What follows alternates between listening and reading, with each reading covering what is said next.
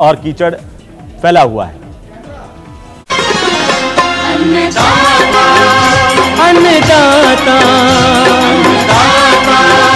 अन्नदाता नीत तुम्हारा अन्नदाता, पग पग पर है संग तुम्हारे अन्नदाता। लहू किसानों का बन के पसीना सींचता है धरती का सीना। मेहनत का तेरी हक दिलवाने, नई तकनीक नई खोज बताने। पशुधन को गुणवान बनाना, पौध सुरक्षा को सिखलाना, खेती के सब गुर समझाने, भारत का सरताज बनाने। आठों पहर है संग तुम्हारे अन्नदाता अन्नदाता।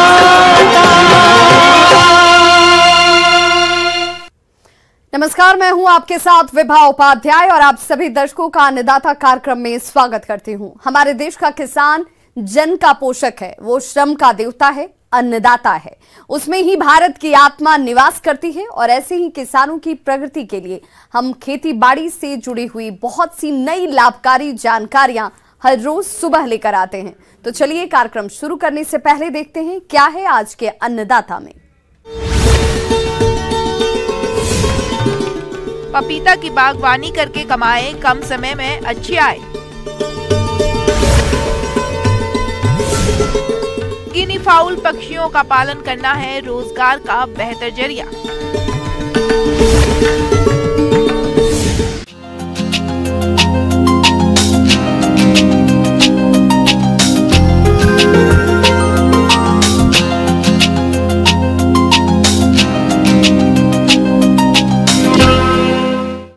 फलदार पौधों में पपीता की बागवानी किसान को कम समय में अच्छी आय देने वाली फसल है। इसकी बागवानी करके किसान अच्छी खासी आय भी कमा रहे हैं। आज हम आपको गांव डोटसर जिला जयपुर के प्रगतिशील किसान रमेश यादव से मिलवा रहे हैं, जो पपीता की खेती पर अपने अनुभव साझा कर रहे हैं। तो आप भी देखिए और लाभ उठाइए।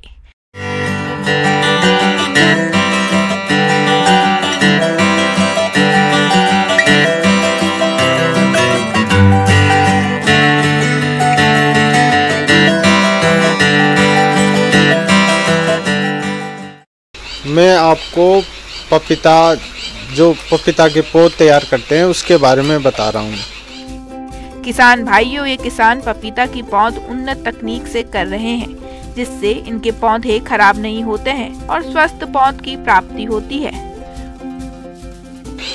अपन को जो ट्रे आती है प्लास्टिक की, जो अपने जो ट्रे ली है उसमें कोकोपीट और वर्मी कंपोस्ट खाद लेनी है। कोकोपीट को पहले दिन भिगोना है, भिगो के तो वो अच्छी तरह से भीग जाएगा। दूसरे दिन 2 भाग लेना है कोकोपीट को और 1 भाग लेना है वर्मी कंपोस्ट का।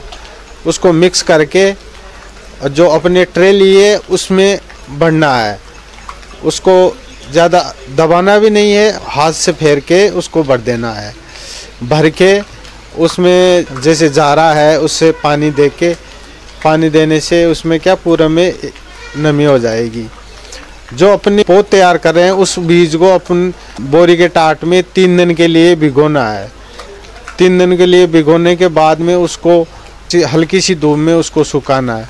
सुखा के ये मैंने जो पौध तैयार किए ये रेलेडी ताइवान है, ये मैंने इसी प्रकार से तैयार की है। ये जैसे ट्रे भर ली, उसमें खड्डा करना है, खड्डे करके उसमें एक एक बीज डालना है।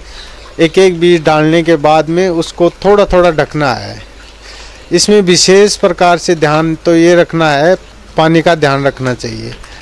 अगर पानी का समय पर ध्यान नहीं रखेंगे तो ये पौधा क्या है, इसमें जैसे ही उगेगा तो अगर नमी नहीं रहेगी तो वो पौधा ख़त्म भी हो सकता है। इसमें पानी कैसे देना चाहिए, या तो अपने पास झारा होना चाहिए इसमें पानी देने के लिए। जैसे झारे से पानी दे दिया, ये 15 दिन में अंदर ये पौध निकलना स्टार्ट हो जाएगी। इसी प्रकार मैंने ये पपीता की पौध तैयार की है ताइवान रेडी जो ये पौधे तैयार किए। पोर्ट्रे से पपीता के पौधों को एक एक करके बाहर निकालना चाहिए ताकि पौधों को किसी प्रकार का कोई नुकसान नहीं हो और पौधों की अच्छी बढ़वार हो सके। अगर अपनी जो ट्रे में जो पौधा है अगर 45 दिन की हो गई, अपन अगर खेत में लगा रहे हैं तो डायरेक्ट अगर अपन ट्रे को ले जाके भी वैसे भी अगर अपन ऐसे एक एक पौधा निकाल के अपन खेत में ट्रांसफ़र कर सकते हैं। अगर ऐसा नहीं करते हैं, नर्सरी में अगर इनको थैलियों में अगर कोई ले जाना चाहता है तो थैलियों में यहाँ फिर थैलियों में ट्रांसफ़र होके, जैसे जो अपने जो कोकोपीट ये डाला है इसी कारण डालते हैं जिसमें से पौधा जैसे थैली में अगर ट्रांसफ़र करना चाहते हैं या खेत में लगाना चाहते हैं तो आसानी से ये पौधा ट्रे से निकल के अपने खेत में लगा सकते हैं। जो पौधा अपन ट्रे से निकालेंगे उसमें ये पूरा कोकोपीट है, वर्मी कंपोस्ट है, पूरा उस पौधे के साथ ही आना चाहिए। पपीता की पौध तैयार होने के बाद आपको कुछ विशेष बातों को ध्यान में रखना होगा ताकि पपीता के पौधे खेत में लगाने के बाद नष्ट नहीं हो और आपको आगे चलकर इन पपीता के पौधों से अधिक फलों का उत्पादन मिल सके। अब जैसे अपनी पौध 45 दिन की हो गई, अपन को अगर खेत में पौधे लगाने हैं तो कुछ बातों का अपन को ध्यान रखना चाहिए। जैसे बेड बना दी, बेड बनाने के बाद में ये पौधे जो बेड बनाई है उसके ऊपर से थोड़े निचले भाग में लगाना चाहिए। अगर पौधे में अगर पानी अपन ठावले बना के वैसे लगाते हैं तो वो पौधा ख़त्म हो जाता है। कारण ये है कि उसमें फंगस आती है। उसमें ये जो बेड बनाई है उसमें केवल नमी आनी चाहिए। एक तो इस पानी का ध्यान रखना चाहिए, दूसरी बात ये खरपतवार है इसका ध्यान रखना चाहिए और कुछ पानी का ध्यान रखें और सर्दी में पाला से बचाने की थोड़ी सी वो करना चाहिए।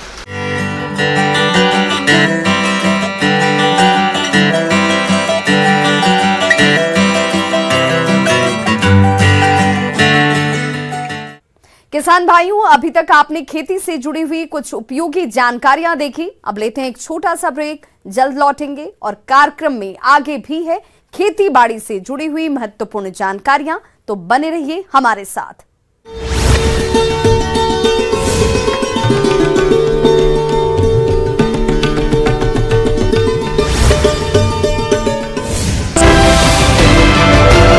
होने का मामला सामने आया है। बीएसएफ जवानों के द्वारा लापता जवान की तलाश की जा रही है।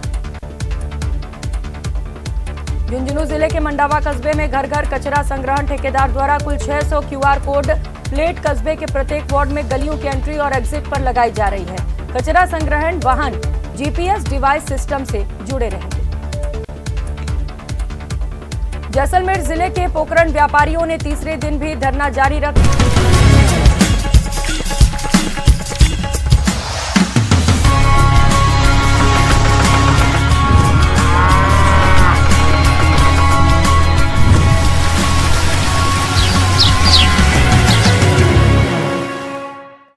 ब्रेक के बाद एक बार सभी दर्शकों का एक बार फिर से अन्नदाता में स्वागत है। चलिए रुक करते हैं अगली कड़ी की ओर।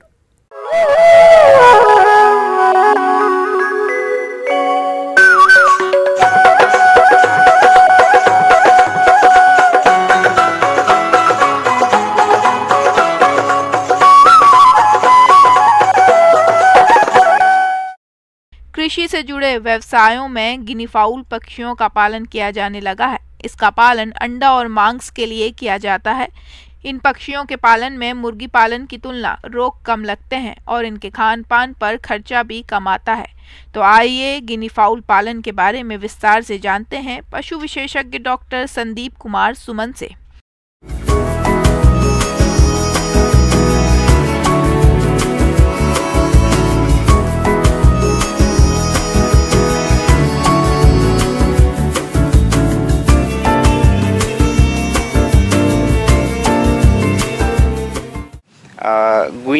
गिनी फार्मिंग का सबसे गिनी का जो है वो ओरिजिन जो है वो साउथ अफ्रीका का प्लेन एरिया माना जाता है। और गिनी फार्मिंग जो किया जाता है किसान भाई जो करते हैं वो मेनली मीट और एग के पर्पज से, मतलब मांस और अंडे के लिए किया जाता है ये। और इसका जो होता है मीट वो प्रीमियम क्वालिटी का मीट होता है। जो मीट जो है वो उसमें विटामिन रिच होता है, खास करके इसमें विटामिन बी और ई काफ़ी मात्रा में पाए जाते हैं। ई जिसको टोकोफेरॉल भी कहा जाता है, एंटी स्टेरिलिटी विटामिन है ये। गिनी फाउल का पालन कम पूंजी वाले किसान बड़े आराम से कर सकते हैं, लेकिन आसपास अच्छी जगह होनी चाहिए जहां ये पक्षी घूम फिर सकें और बाहरी चीजें खा सकें। इससे इनके आहार का खर्च भी कम हो जाता है और तेजी से विकास होता है। और इसमें इसके मीट में जो है वो कोलेस्ट्रॉल का अमाउंट काफ़ी कम होता है। साथ में इसका जो एग होता है, एग के लिए भी इसका फार्मिंग किया जाता है। तो एग जो होता है वो 2.5 टाइम्स जो होता है इसका सेल जो है वो ज़्यादा मजबूत होता है। अंडे आसानी से ख़राब नहीं होते और जो मुर्गी के अंडे को आप काफ़ी गर्मी के दिनों में 1 सप्ताह आप रख सकते हैं, इसके अंडे को आप 15 से 20 रोज़ तक आराम से रख सकते हैं नॉर्मल टेम्परेचर पे जो गर्मी में होता है। गुनिया में एक और ख़ासियत है जो कि ये बीमारी से और रोग से लड़ने का इसमें जो है क्षमता काफ़ी अधिक होता है और इसलिए इनका जो है मैनेजमेंट काफ़ी ज़्यादा ज़रूरी नहीं होता है। एफ्लाटॉक्सिन या माइकोटॉक्सिन जो होते हैं उनसे ये इनमें प्रतिरोधी पाया जाता है, मतलब इनको इसका कुछ खास अमाउंट जो है उससे ये प्रभावित नहीं होते हैं। इस पक्षी को अर्ध सघन बिछाली व्यवस्था में पालना सही रहता है। यह बहुत चंचल पक्षी होता है और घूमते रहना पसंद करते हैं, इसलिए इनकी आवास में अच्छी जगह होनी जरूरी है। और इनको रखने के लिए काफ़ी एक्सपेंसिव या एलेबोरेटेड जो है वो केज या जो भी रखने का व्यवस्था होता है वो नहीं करना होता है। रीज़न ये है जो कि वो गर्मी या बरसात या ठंडे के मौसम में आसानी से अपने आप को ढाल लेते हैं। इनका जो है कॉस्ट ऑफ प्रोडक्शन काफ़ी लो होता है। इसका जो लाइफ स्पान है, गिनी बर्ड्स जो हैं इनके लाइफ स्पान जो होते हैं वो 12 साल के होते हैं और इनका जो सेक्सुअल मैच्योरिटी है वो 7 मंथ में ये प्राप्त कर लेते हैं, लेकिन पहले अंडे जो हैं वो 8 मंथ में देते हैं। इनके अंडे का वज़न 41 से 45 ग्राम प्रति अंडा होता है। 100 से 120 अंडे प्रति साल दे सकते हैं और ये नॉर्मली 2 से 3 साल तक अंडे देते हैं। और इनमें अगर आप पालन करना चाहते हैं तो इनका सेक्स रेशियो जो होता है वो डोमेस्टिक पर्पस के लिए एक आप नर का उपयोग करें और साथ में जो है 4 मादा हो या कॉन्फाइंड जोन कहने का मतलब अगर आप केज में रखना चाहते हैं तो इनका एक मेल 6 से 60 फीमेल के साथ उचित है। और इनका एडल्ट का जो 3 मंथ का जो गिनी होता है उसका वेट जो है मीट पर्पस के लिए 1.5 kg एवरेज होता है। जैसा कि इस पक्षी के आहार पर खर्च कम आता है, लेकिन अगर आवास में रहकर पालन करते हैं तो खर्च भी बढ़ेगा और इनका विकास भी धीरे ही होगा।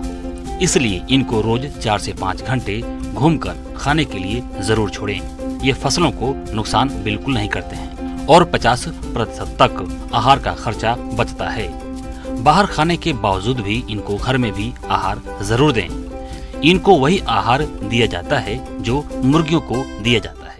जो इंक्यूबेशन टाइम है जिससे कि हम उसके बच्चे को पैदा कर सकते हैं वो 26 से 28 दिन है और इसमें जो 24 डेज का जो टेम्परेचर होता है वो 99.5 डिग्री सेंटीग्रेड होता है और इनका रिलेटिव ह्यूमिडिटी जो होता है 58 डिग्री सेंटीग्रेड रखा जाता है। और हैचर पीरियड जिसमें कि हैच करके अंडे से बच्चे चूजे या छोटे बच्चे बाहर उसके निकलते हैं, उस टाइम में उसका टेम्परेचर थोड़ा सा कम कर लिया जाता है। 97 डिग्री जो है वो अप्रोप्रिएट माना जाता है। उस टाइम में रिलेटिव ह्यूमिडिटी 60 डिग्री सेंटीग्रेड होना चाहिए। और किसान बंधु आप जो है इसका पालन करके अधिक से अधिक जो है लाभ कमा सकते हैं।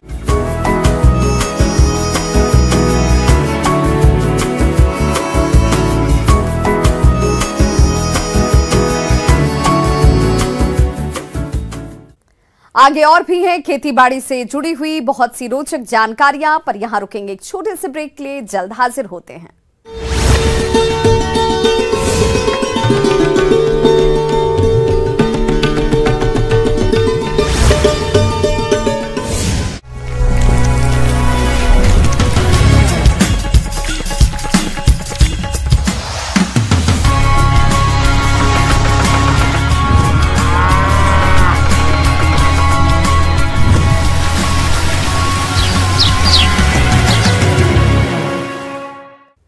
ब्रेक के बाद एक बार फिर से आप सभी दर्शकों का अन्नदाता कार्यक्रम में स्वागत है। बढ़ते हैं अपनी अगली प्रस्तुति की ओर।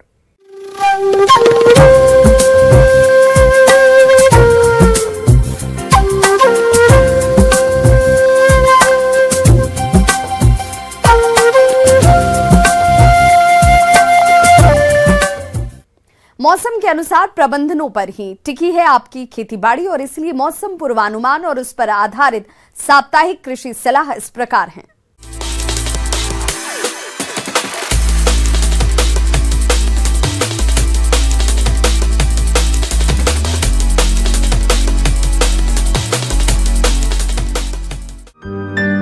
राजस्थान कृषि अनुसंधान संस्थान, श्री कर्ण नरेंद्र कृषि विश्वविद्यालय जोबनेर, दुर्गापुर, जयपुर और भारत मौसम विभाग द्वारा जारी मौसम पूर्वानुमान रिपोर्ट के आधार पर जिला जयपुर और इसके आसपास के जिलों के किसान भाइयों को सलाह दी जाती है कि आज और कल बादल छाए रहने की संभावना है और बारिश होने का भी अनुमान है। अधिकतम तापमान 32 डिग्री सेल्सियस और न्यूनतम तापमान 25 डिग्री सेल्सियस तक रह सकता है। अधिकतम सापेक्षिक आर्द्रता 65 से 81% और न्यूनतम सापेक्षिक आर्द्रता 73 से 89% रहने का अनुमान है। वहीं हवा की औसत गति 13 से 16 किलोमीटर प्रति घंटे की औसत गति से चलने की संभावना है। ऐसे में इन क्षेत्रों के किसान भाइयों को सलाह दी जाती है कि फसलों की सिंचाई एवं फसलों पर किसी भी प्रकार के रसायन का छिड़काव कुछ समय के लिए स्थगित करें। फसल की बुआई मौसम साफ होने पर करें। मूंग बुआई के लिए उपयुक्त किस्में SML 668, RMG 975, RMG 62, MSG 118, RMG 268, RMG 492 और RMG 344 है। गवार फसल की बुआई का उपयुक्त समय है। किसानों को करण गवार 1 RGC 936 उन्नत किस्मों के बीजों का उपयोग करने की सलाह दी जाती है। बुआई के लिए 15 से 20 किलोग्राम बीज प्रति हेक्टेयर का प्रयोग करें। अंगमारी रोग की रोकथाम हेतु बीज को बुआई से पहले प्रति किलो बीज को 250 ppm एग्रोमाइसिन को घोल से उपचारित करें। पंक्ति से पंक्ति की दूरी 30 सेंटीमीटर और पौधे से पौधे की दूरी 10 सेंटीमीटर रखें। बेर, आम, नींबू, अनार और आंवला आदि पौधे के बाग लगाने का उपयुक्त समय है।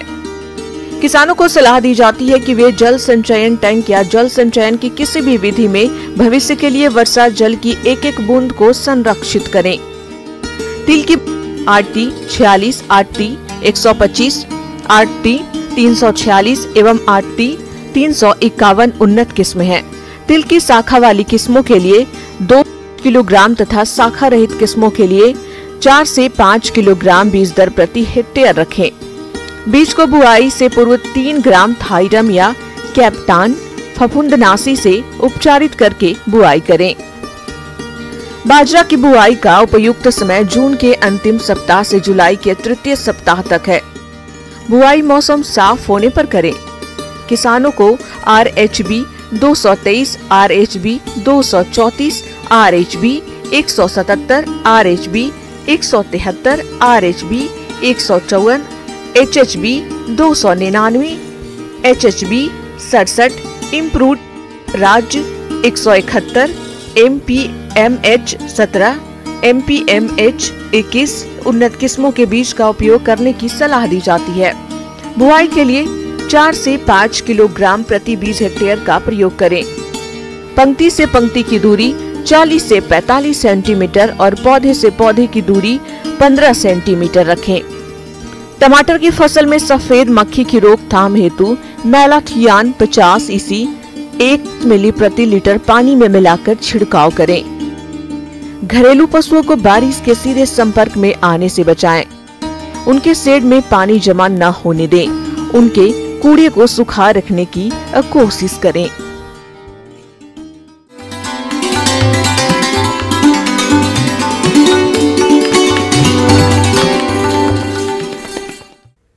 अन्नदाता हेल्पलाइन निःशुल्क फोन संपर्क सेवा के माध्यम से आपके द्वारा पूछे गए प्रश्नों में से एक या दो महत्वपूर्ण प्रश्न को हम अपने कार्यक्रम में शामिल करते हैं और इसी के तहत आज किसान का सवाल और उनका जवाब इस प्रकार से है।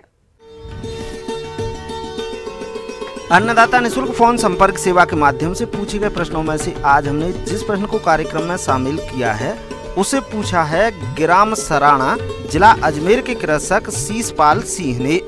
ये ड्रोन का खेती में उपयोग और महत्व के बारे में जानकारी चाहते हैं। तो शीशपाल सिंह जी, आपकी जानकारी के लिए प्रस्तुत है कार्यक्रम का ये अंश।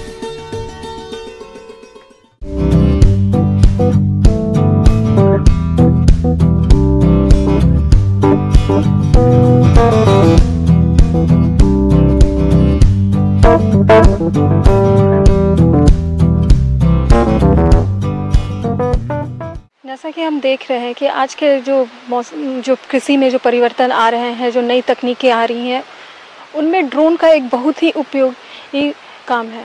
बहुत ही इसके अनेक क्षेत्र में काम है कृषि में। जैसे कृषि में आते हैं काम, इसमें हॉर्टिकल्चर में काम आते हैं, एवं जो आपका एनिमल हस्बेंड्री, फिशरीज में काम आते हैं, फॉरेस्ट्री में, अलग अलग विभिन्न क्षेत्रों में ड्रोन का एक बहुत ही महत्वपूर्ण उपयोग है।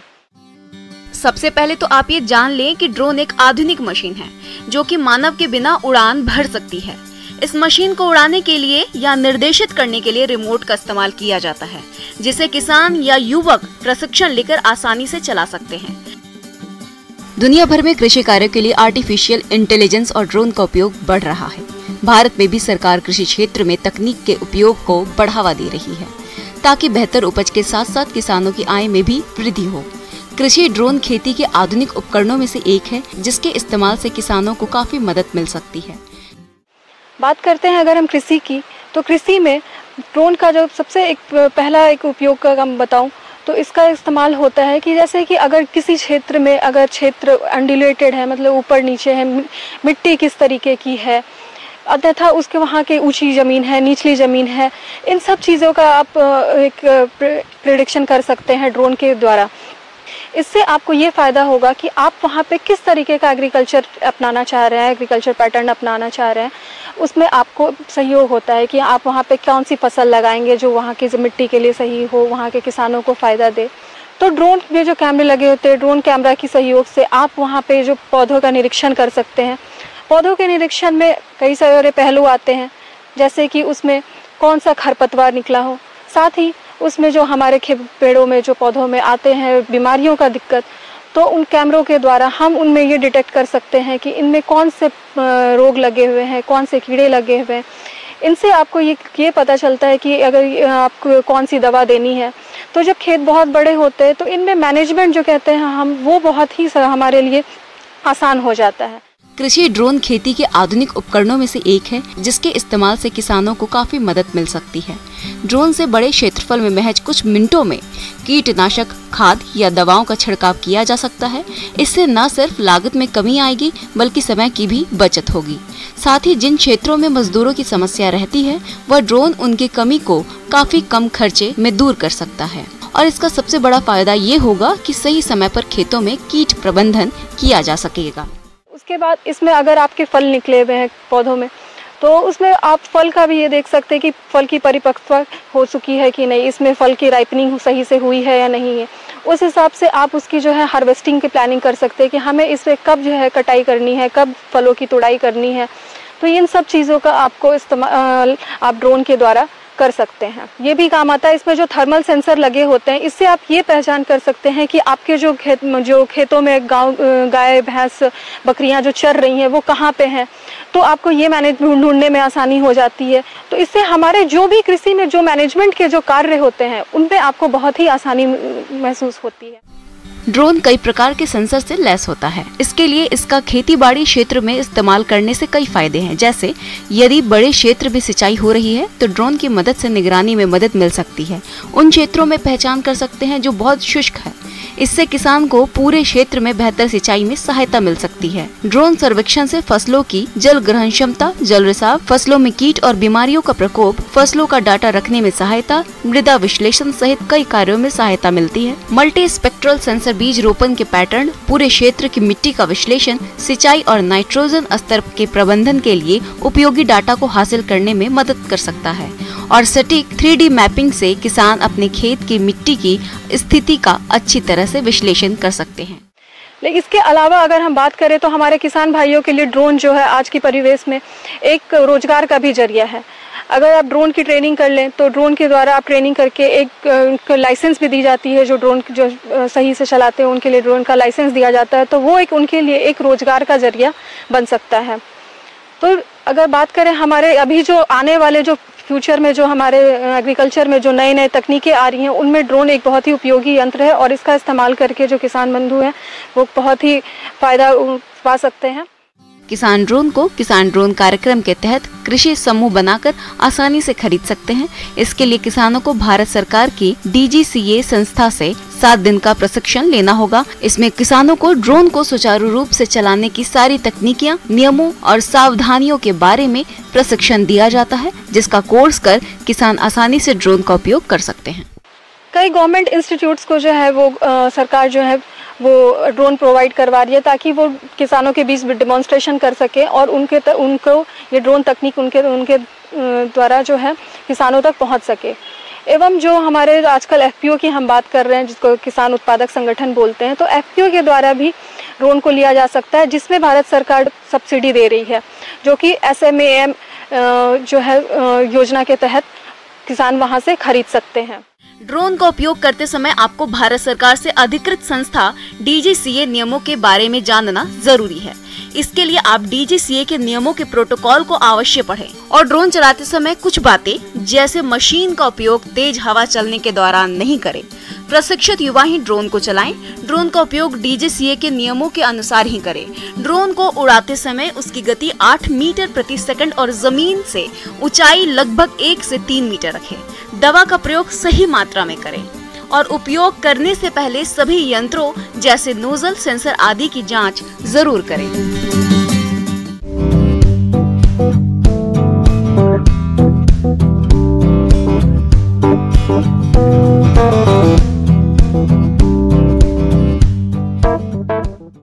किसान भाइयों, अन्नदाता आपकी सेवा के लिए संकल्परत है। कृषि संबंधित समस्या और सुझावों के लिए आप हमें इस पते पर संपर्क कर सकते हैं। प्रोड्यूसर अन्नदाता, news 18 Rajasthan, Ramoji film city, Hyderabad 501512। साथ ही आप हमें ईमेल भी कर सकते हैं। हमारा ईमेल है p18annadaata@nw18.com।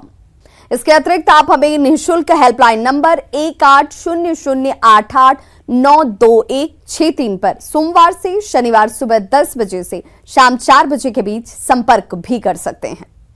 किसान भाइयों, अब समय हो रहा है आपसे विदा लेने का, तो हमारी अन्नदाता टीम को दीजिए इजाजत। कल फिर से होगी आपसे मुलाकात कृषि संबंधित कुछ और महत्वपूर्ण जानकारियों के साथ। नमस्कार।